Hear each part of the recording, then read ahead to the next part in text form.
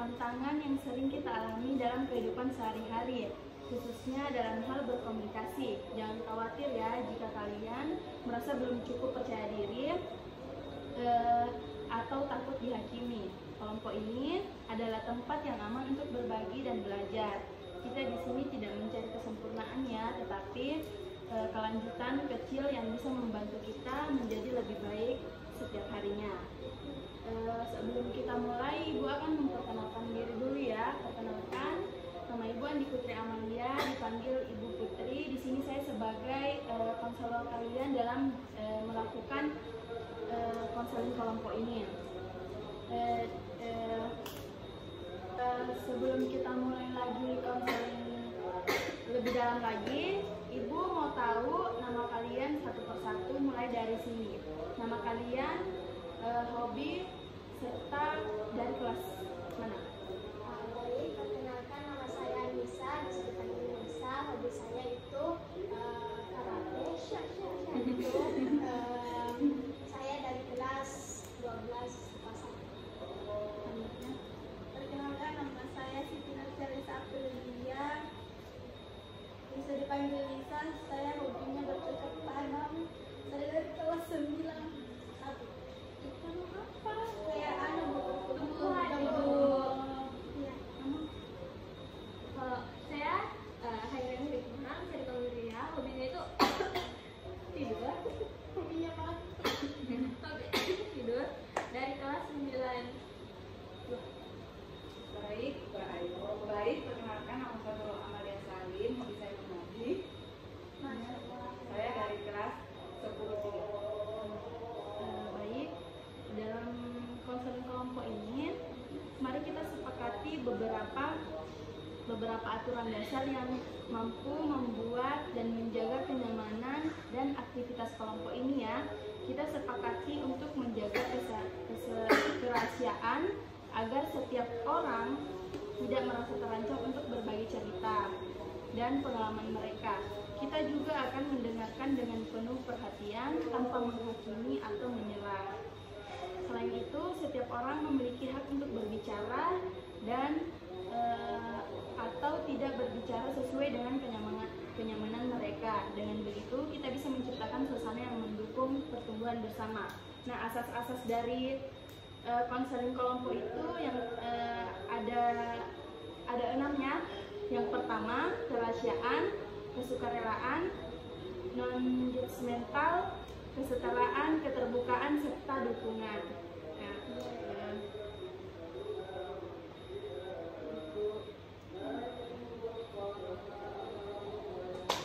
Nah, hari ini kita akan membahas tentang tantangan dalam berkomunikasi dengan orang lain, khususnya dalam situasi yang sulit. Tujuan kita adalah untuk belajar bagaimana kita dapat mengubah perilaku kita agar lebih efektif berkomunikasi.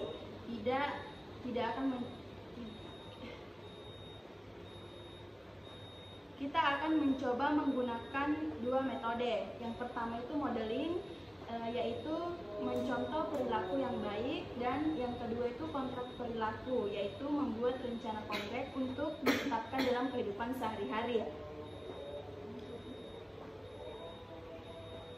Siapa di sini yang merasa sulit berbicara atau menyampaikan pendapat dengan baik? Apa situasi yang sering membuat kalian merasa seperti itu? Saya, Bu. Baik, Nisa. Jadi saya itu merasa kesulitan saat harus menolak permintaan teman saya. Saya juga takut mengecewakan mereka. Ada lagi? Saya, Bu. Saya itu, Bu, kalau berbicara di depan umum kayak berbelit-belit, Bu. Terus saya juga itu kayak deg-degan, takut, Bu. Saya takut ya orang lain itu kayak ngejudge saya tuh kayak tidak bagus gitu. Baik, terima kasih sudah berbagi. Jadi kita memiliki beberapa situasi yang menantang ya, menolak permintaan dan berbicara dengan tenang. Kita akan mencoba melihat bagaimana cara mengatasi ini. Nah, langkah pertama, saya akan memberikan contoh cara berkomunikasi yang jelas, tenang, dan asertif. Misalnya, jika seseorang teman meminta bantuan tetapi kita tidak bisa, kita bisa menolaknya dengan sopan. Contohnya itu seperti, terima kasih ya sudah memintaku untuk membantu, tapi maaf, aku tidak bisa karena ada hal lain yang harus saya selesaikan. Semoga kamu bisa menemukan solusi lainnya. Nah, perhatikan nada suara, kejelasan kalimat, dan kontak mata. Adakah yang membuat meniru? Saya Bu, saya mau mencoba seperti maaf ya, saya nggak bisa bantu. Soalnya saya sedang sibuk. Apa mungkin kamu bisa minta tolong orang lain yang bisa membantu kamu? Nah, bagus sekali ya, nada suara sudah lebih tenang. Coba tambahkan sedikit senyuman dan menunjukkan empati. Nah, langkah berikutnya itu adalah membuat kontrak perilaku. Pilih situasi komunikasi yang sering menjadi tantangan untuk kalian. Tuliskan perilaku apa yang ingin kalian lakukan di situasi itu. Misalnya, jika biasanya kalian menghindari saat diminta bantuan, kontrak perilakunya adalah mencoba menjawab dengan tenang dan sopan seperti yang kita latih tadi. Ada yang mau coba kembali? Ya, silakan. Saya akan mencoba mengatakan tidak tanpa rasa bersalah saat teman meminta bantuan yang tidak bisa saya lakukan, Ibu. Bagus. Berapa kali kamu ingin mencoba melakukan minggu ini? Mungkin 3 kali. Baik. Kita tuliskan, saya akan mencoba mengatakan tidak dengan sopan sebanyak 2 kali dalam minggu ini ya. Siapa lagi yang mau mencoba? Saya Bu, Silakan. seperti saya akan mencoba mengatakan jangan jika ada seseorang yang akan mengganggu saya. Nah, baik, itu termasuk bagus juga ya. Nah, kita sudah belajar cara berkomunikasi dengan modeling dan membuat kontrak perilaku. Bagaimana perasaan kalian selama sesi ini? Saya merasa lebih percaya diri Bu untuk coba berbicara dengan lebih tenang, tidak terburu-buru. Nah, ada lagi? Saya Bu, rasanya itu ada tujuan yang jelas untuk bisa diperbaiki. Sangat baik ya. Ingat, untuk memperhatikan kontrak perilaku kalian minggu ini, kita akan mengevaluasi hasil pada pertemuan berikutnya. Nah, terima kasih. Sebelum kita menyimpulkan sesi, saya ingin mendengarkan dari kalian, apakah ada tantangan yang kalian prediksi saat mencoba melakukan kontrak perilaku ini? Saya Bu, Ya. saya khawatir Bu, teman saya akan tersinggung jika saya mengatakan tidak. Ada juga mereka menekankan saya untuk tetap membantu Bu. Nah, hal itu wajar ya terjadinya, terutama jika teman sudah terbiasa dengan respon kita yang selalu setuju. Bagaimana menurut kalian? Apakah yang bisa dilakukan jika situasi itu muncul? Ya Bu, Saya Bu, Ya. mungkin kita bisa menambahkan alasan seperti saya kayaknya benar-benar nggak bisa, soalnya saya memiliki tanggung jawab lain atau urusan lain, tapi tetap dengan nada yang sopan. Nah, itu ide bagus ya. Jika kita menjelaskan alasan dengan jujur, orang lain biasanya akan lebih bisa memahami kita. Ada lagi? Saya Bu, saya pikir penting untuk tetap tenang dan tidak menimbulkan rasa bersalah. Kalau kita terlihat yakin, mungkin mereka juga akan lebih menerima.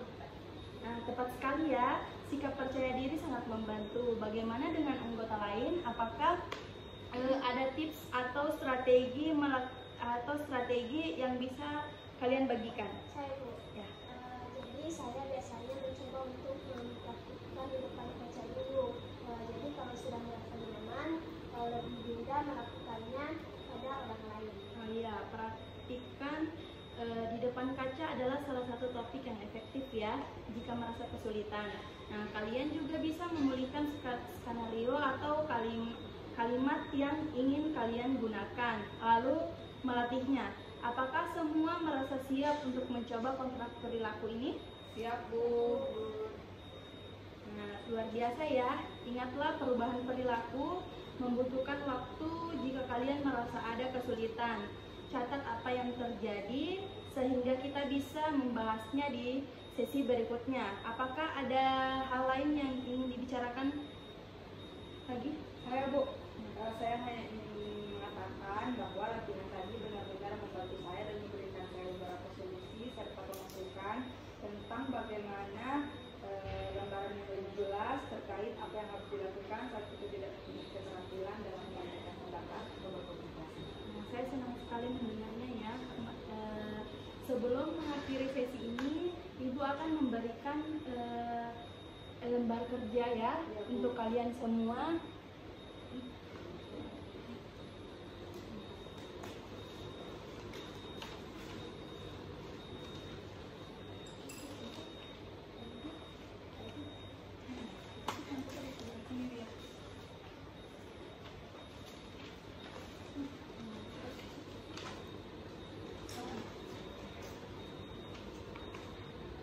Ini senama Bu? Iya, nama aja. Namanya kita. Iya.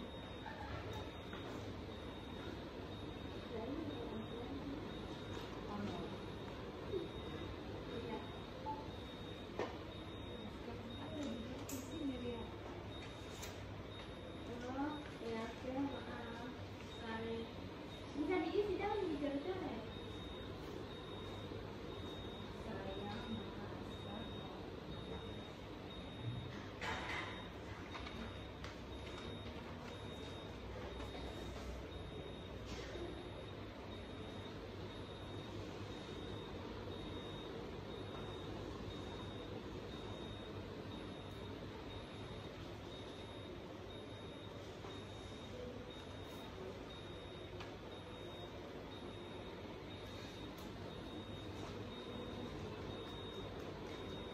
Sudah Bu. Udah Bu, tapi materinya belum ada. Mana kertas nulis?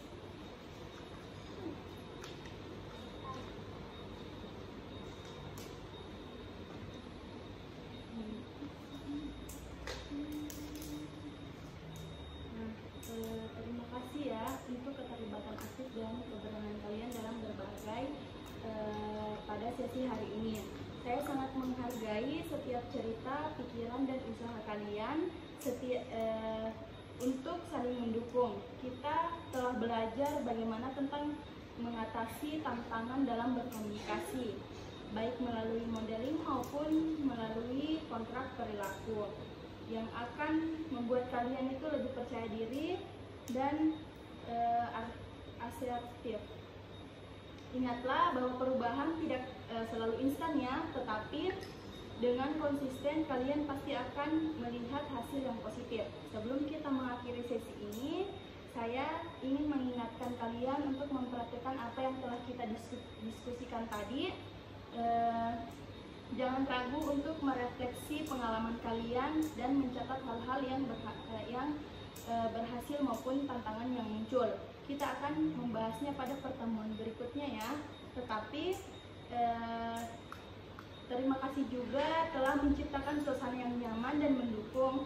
Sampai jumpa di sesi berikutnya dan semoga minggu kalian penuh dengan keberanian dan langkah-langkah kecil menuju perubahan yang lebih baik. Sekali lagi Ibu ucapkan terima kasih ya.